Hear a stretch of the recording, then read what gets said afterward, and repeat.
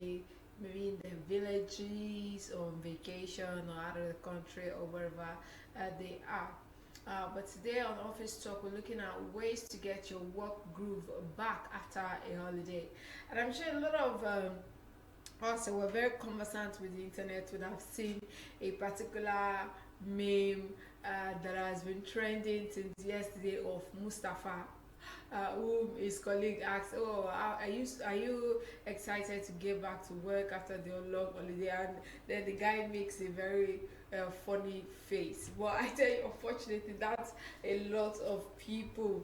Uh, in fact, since yesterday, and I know a lot of people will still be struggling to get back into that work groove after the long Christmas holiday and then the New Year's celebration. Even though I heard that on Friday as well, there's a public holiday as well on Friday. I think to celebrate the birth of Prophet Muhammad. But then still we're still in the holiday spirit as well, because one of the things about holidays is that it's not just time to bond with friends, family, loved ones, eat all the yummy meals. And you know, the funniest and the trickiest part of it is that during that period you see all these food bloggers, YouTubers and all promoting all sorts of recipes from above and beyond. And then once it's January 1st, they change their mantra and they start selling all their weight loss and detox programs. And I'm like, what a world we live in. You know, annual celebration and vacations offer much needed break from the everyday stress of work and running your businesses. However, no matter how many parties, fun activities you cram into your time off, you will have to return back to the grind, and you definitely want to return well prepared.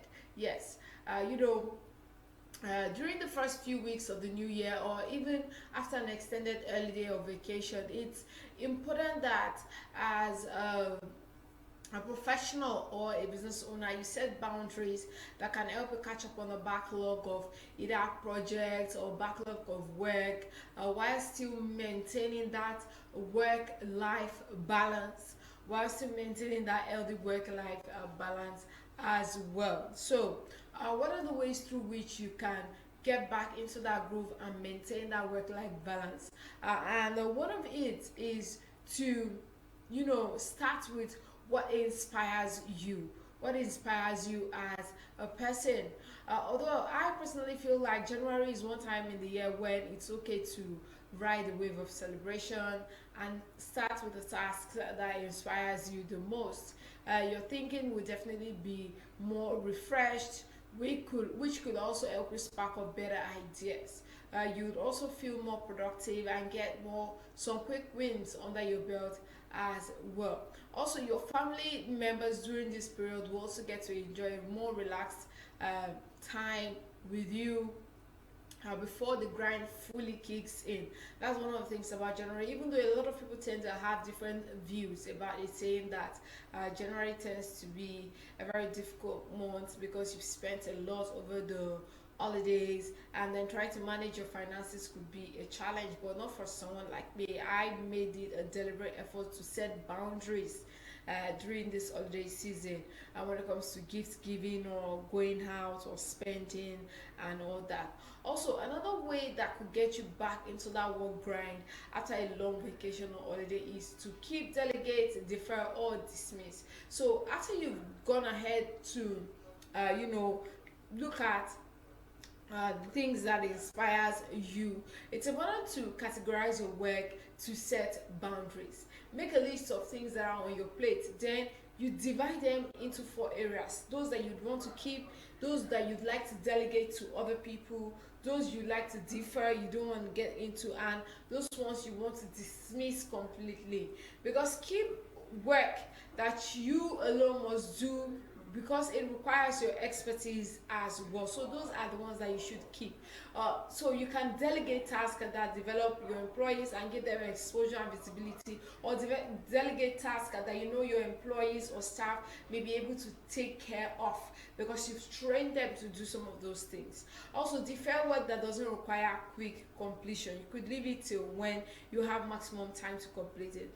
And also, you could dismiss things that are not very, very critical to your work, in order to not, drown yourself into work at the beginning of the year as well. Also, it's important to also define and express your work priorities, because during this period you may still have friends or family that are still staying over, because a lot of people during this period like to take their annual leave along that time, so it gives them ample time to rest very well before they start the working year. So it's important to let family and friends know when you're focusing on your work. Set those boundaries and let them know, but setting those boundaries should come from a place of kindness and empathy, and tell them that you'd happily respond to them when you're done or when you have ample time, but it's important for you to stay focused at this time. Also, our devices could be a big hindrance to getting back into that work groove as well, because you've spent your entire time watching all the Netflix shows, binge watching all the shows that you've been missing out on the entire year. Also, so the sound on your device can you can also use your device to also set and establish work time as well. So it helps you stay focused and be more creative as well. Also, minimize your distractions, because one of the best ways to set boundaries is to eliminate weapons of distractions as well. This is including, notifications on all the people that you're following on Instagram. When they post, you quickly want to be the first to see it as well. So it's important. It depends on your work ethic or the policies at wherever it is that you work. You may be required to put your phone on airplane mode or turn off the sound while you're at work as well, or notify people that should be away for, let's say, the next 1 hour, in the next 2 hours, because when you set up boundaries, that you only check your notifications a couple of times a day, it helps you achieve those set goals that you want to get into for the new year. More so, getting back into that work groups will also require you to create a weekly schedule in advance for personal work and work tasks as well. This was something that I learned last year, and it really helped me. In a day, I have my notes on my phone. What I do is that I come up with itinerary, things that I would like to achieve for that particular day. If there are errands I would like to run that day, if there are people that I would like to send mails to, if there are sites that I would like to visit that day to look for specific information. So having a schedule is great and for getting you back into that work group, because making time for those you care about is also critical for maintaining quality relationships as well. And then when you don't make that separate time for your work and separate time for your relationship, either of them will suffer. So to do this, talk with your friends, family, and mutual ones, agreeing on times that you'd want to spend with them as well. Also, set time every day to tackle a few personal chores, so you avoid getting too far behind in things that also affect your entire and overall emotional well-being.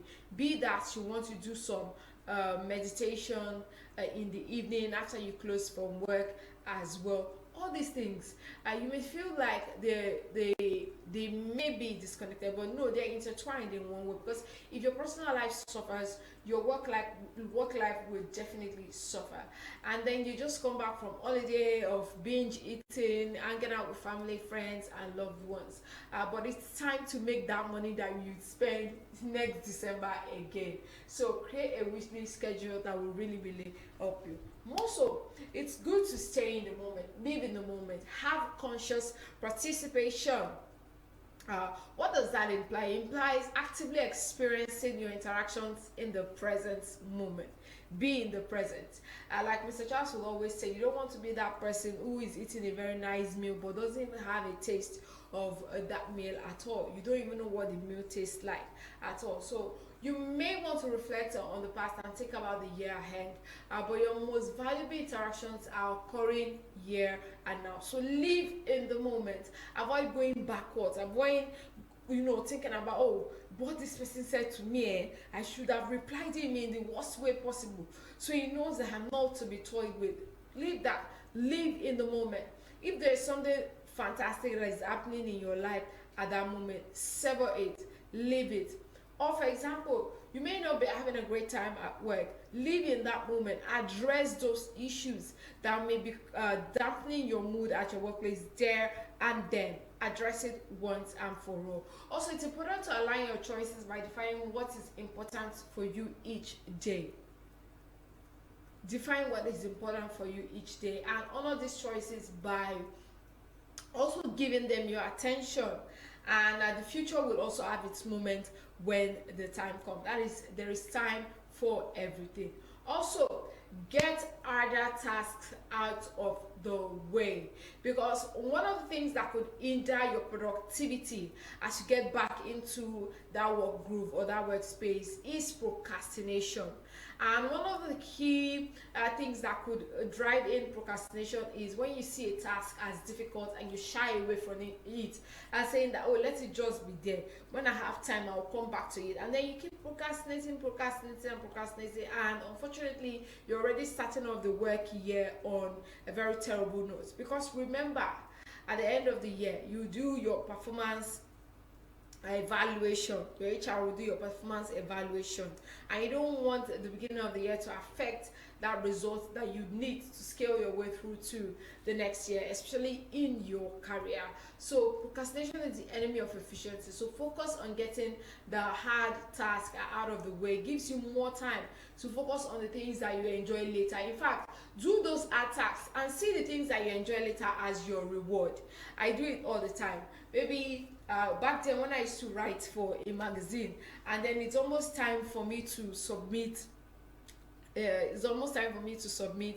my article, and then I'm still wondering, I've written halfway, completing it becomes an issue. What I do is that one of my favorite dishes, that is pepper soup. I'll say, okay, once I complete this article, I'll just give myself a treat with so and so thing. So that kind of motivates me to want to get the task done and reward myself later on. So ranking tasks in order of importance can also help you prioritize, along with scheduling specific time frames for important tasks. You say, okay, I'm going to write this article, focus on this article for 30 minutes today. Then thereafter that, I'll write my online exam that has been pending for like 3 days. I'll write the exam. Then thereafter, I'll reply some emails. Getting those tasks that you may find difficult out of the way will help you prioritize and make time for the most important one, because make the most of the natural energy peaks to tackle tough tasks and get into the workflow. So I hope these tips will really prove useful, so we don't end up like Mustafa in the popular meme that has been going around the internet yesterday. More to come for you on the afternoon business show. Remember, at 3 p.m. Mr. Charles will join me here in the studio, where we will take the stock market report as well as matters arising, and then we'll go into investor education series. Stay with me. It's still your number one business show.